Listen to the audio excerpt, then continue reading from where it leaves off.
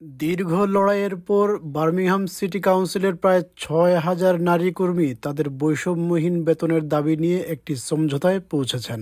Council, ইউনিসন এবং GMB ইউনিয়নের মধ্যে হওয়া এই চুক্তি নারীদের জন্য বেতনের ন্যায় বিচার আদায়ের দীর্ঘ প্রচেষ্টার ফলাফল। দাবি আদায়কারীরা স্বস্তি ও সন্তুষ্টি প্রকাশ করেছেন। টিচিং অ্যাসিস্ট্যান্ট পামেলা হোয়াইটলি তার আনন্দ প্রকাশ করে বলেছেন, এটি তার জন্য মানসিক প্রশান্তি এনেছে। It's been especially good for the women of Birmingham to come together the way that they have, and fight for what's rightfully ours. But I would say that hopefully those people will also have to put their faith in the council that all the incompetency will stop that's got us to this point, because it's not the workers' faults. কিছু পেশায় নারীরা বেশি যায়, এরকম নারীবহুল পেশা যেমন teaching অ্যাসিস্ট্যান্টদের তুলনায় পুরুষবহুল পেশা যেমন বর্জ্য সংগ্রহকারীদের বেশি বেতন পাওয়া থেকে এই বিরোধের সূত্রপাত।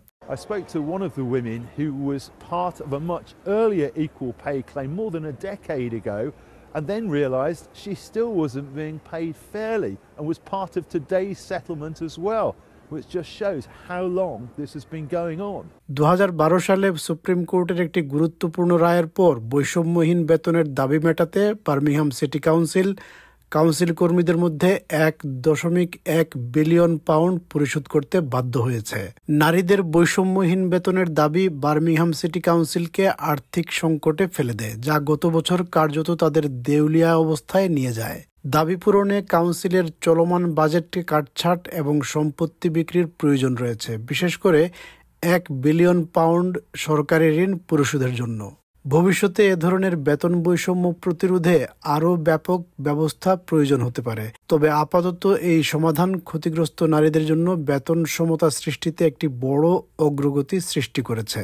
We're continuing to ensure that we're doing everything that we can that see that an injustice like this does not persist in this council and doesn't come back to haunt future generations as well. It's a really important moment, but there's still much work we need to do. নতুন সমঝোতা অনুযায়ী প্রায় ৬,০০০ নারী কর্মীর প্রত্যেকে 50 থেকে 60,000 pound বকেয়া বেতন হিসেবে পাবেন।